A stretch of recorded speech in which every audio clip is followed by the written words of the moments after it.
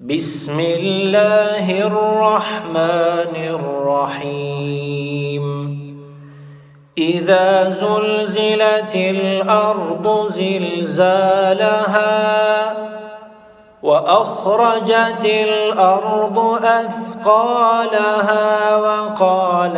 الإنسان ما لها يومئذ تحدث أخبارها بأن ربك أوحى لها يومئذ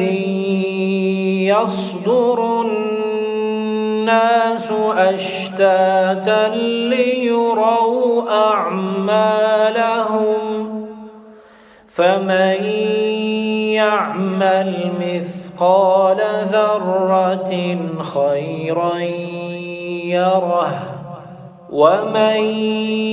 يعمل مثقال ذرة شرا يره.